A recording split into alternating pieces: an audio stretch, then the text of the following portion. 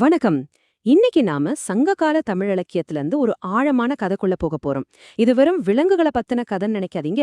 இது நம்ம ஒவ்வொருவரோட குணத்தை பத்தின கதை. கதையை ஆரம்பிக்கிறதுக்கு முன்னாடி பண்டைய சோழ மன்னன் நல்லூரத்திரன் நம்ம கிட்ட ஒரு கேள்வி கேக்குறான். உங்களுக்கு புலி மாதிரி நண்பர்கள் வேணுமா இல்ல எலி மாதிரி நண்பர்கள் வேணுமா? யோசிச்சு பாருங்க, இதுக்குள்ள எவ்வளவு பெரிய அர்த்தம் இருக்குன்னு. இந்த கேள்விக்கான பதில நாமளா தேட வேண்டாம். வாங்க, அந்த மன்னன் கூடவே நாமளும் காட்டுக்குள்ள ஒரு பயணம் போலாம். ஏன்னா இயற்கையில தான் எல்லா உண்மைகளுக்கும் ஆதாரம் இருக்கு. சரி, நம்ம பயணத்தோட முதல் கட்டம் ஆரம்பமாகுது.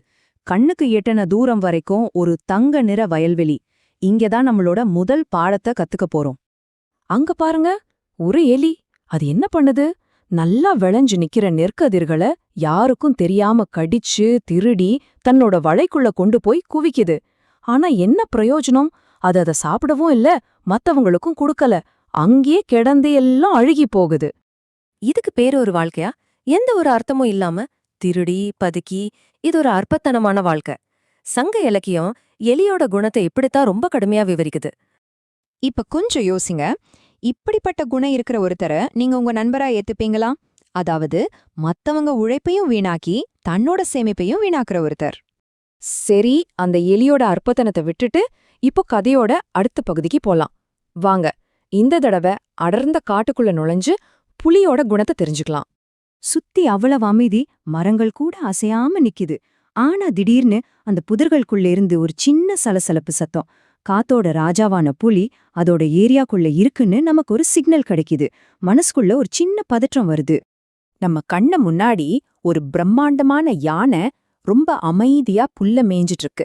பாவம், அந்த யானைக்கு தெரியாது அதோட ஒவ்வொரு அசைவையும் ஒரு ஜோடி கண்கள் கூர்மையா கவனிச்சிட்டு இருக்குன்னு. அடுத்த நொடி காடே ரெண்டா பிளக்கிற மாதிரி ஒரு கர்ஜனை. புதரை கிழிச்சுக்கிட்டு புலி பாயுது. இது வெறும் பசிக்கான வேட்டை இல்ல, இது வலிமையோட ஒரு பிரகடனம். யானைக்கும் புலிக்கும் நடுவுல ஒரு பெரிய போராட்டமே நடக்குது.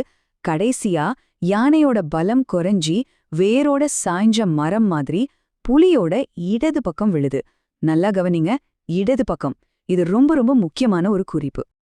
இப்போதான் கதையிலே ஒரு பெரிய ட்விஸ்ட் வரப்போகுது. புலி ஏன் அப்படி நடந்துக்குதுன்னு அதுக்கு பின்னாடி இருக்கிற ஒரு ஆழமான கொள்கைய நம்ம பார்க்க போறோம். என்ன ஒரு ஆச்சரியம் பாருங்க. புலிக்கு பயங்கர பசி. ஆனாலும் கஷ்டப்பட்டு வேட்டையாடின அந்த பெரிய யானைய தொடக்கூட இல்லாம அதை விட்டுட்டு விலகி போகுது. ஏன்? இந்த புதிருக்கு விடை தெரிஞ்சாதான் கதையோட மொத்த அர்த்தமும் புரியும். அதுக்கு இதுதான் பதில். புலிக்குன்னு ஒரு கெத்து, ஒரு மானம் இருக்கு. அது என்னன்னா, அது வேட்டையாடுற விலங்கு அதோட வலது பக்கம் விழுந்தா மட்டும்தான் அது வெற்றின்னு ஏத்துக்கும். இடது பக்கம் விழுந்தா அது தனக்கு கிடைச்ச தோல்வின்னு நினைக்கும். அதனால பசிய விட மானம்தான் பெருசுன்னு அந்த இரைய அது சாப்பிடாது. பாருங்க, அந்த புலி தன்னோட கொள்கையில எவ்வளவு உறுதியா இருக்குன்னு யானைய சாப்பிடாம பசியோடையே காத்திருக்கு. கொஞ்ச நேரத்துக்கு அப்புறம் வர ஒரு காட்டு பசுவை வேட்டையாடுது. அது சரியா அதோட வலது பக்கம் விழுந்த உடனே பெருமையோட அதை தன்னோட உணவா ஏத்துக்குது. சரி, இப்போ நாம இந்த ரெண்டு கதைகளையும் ஒன்னா சேர்த்து மன்னன் கேட்ட அந்த முதல் கேள்விக்கான பதிலுக்கு வருவோம். இப்ப இந்த ரெண்டையும் பக்கத்துல பக்கத்துல வச்சு பார்க்கலாம். ஒரு பக்கம் எலியோட அற்பத்தனம், திருட்டு, பதுக்கல், அப்புறம் அவமானம். இன்னொரு பக்கம் புலியோட பெருந்தன்மை, வலிமை, மானம், அப்புறம் பெருமை. எவ்ளோ பெரிய வித்தியாசம் பாத்தீங்களா?